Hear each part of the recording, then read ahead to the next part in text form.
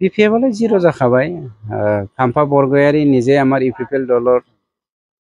এই আমাৰ এমপি ইলেকশ্যনৰ পাছত জইন হ'বলৈ গৈ আছে প্ৰায় 10-12 হাজাৰ বিপিএফ সাপোৰ্টাৰ লৈ পেলাই আৰু বিপিএফটো শূন্য হৈ গৈছে আৰু ইয়াত বিপিএফৰ কথা কেনেকৈ ওলাব বিৰাট गोजोननाय मोनदों जोंना नैबे सन्जय बिथाङा जोंनि दादगारि ओनसोलनि हिन्दी भाषी एबा भोजपुरी समाजनि सासे गोख्रों दैदेनगिरि बिथाङा थांनाय बोसोर 17 बोसोराव खाम्फा बरगयारीखौ सापर्ट होबोदोंमोन बिथांमोननि ग्रुपआ दिनै गामियैनो जोंनाव जइन जाबाय आरो बिनि अनगायैबो एसे सिगां जोङो गामियैनो मोनसे गरखा आरो सूत्रधर लोगोसे राजबंशी समाजखौ जोङो जयैनो सोदों दिनै जोङो टटेलि भोजपुरी समाज एबा हिन्दी भाषी समाजजों लोगोसे गुरखा समाज राजबंशी समाज सूत्रधर समाज दादगारियाव 400 फेमिलि जोङो दिनै जयनिं खालामनो हादों गावनि खोन्थाखालाय बयबो बाख्नायना लाखागोन खिन्थु नुजासारनाय नुजासारियासो आसल नालाय एसे बिपिएफले जिरो जाखाबाय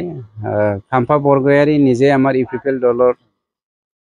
এই আমাৰ এমপি ইলেকশ্যনৰ পাছত জইন হ'বলৈ গৈ আছে প্ৰায় 10-12 হাজাৰ বিপিএফ সাপোৰ্টাৰ লৈ পেলাই আৰু বিপিএফটো শূন্য হৈ গৈছে আৰু ইয়াত বিপিএফৰ কথা কেনেকৈ ওলাব मोनसे गोजोनथाव खौरां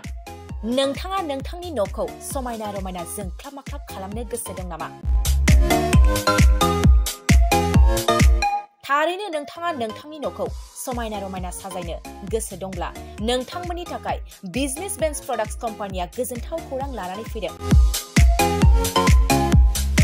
गोदान बोसोर रंजालि बैसागु फोरबोजों लोब्बा लाखिनानै बेन्स प्रडाक्ट्स कम्पानिया नोंथांमोननि थाखाय अफार होनाय जादों चिरां जिल्ला बेंटल गेट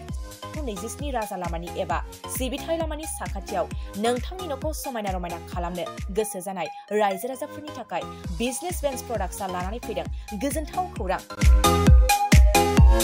पलिग्रेनाइट WPC एबा PVC wooden flooring wallpaper steel roofing soffit ceiling बायदि गाबनि न' साजायग्रा खम बेसेनावनो नोंथांमोना बायनानै लांफैनो हागोन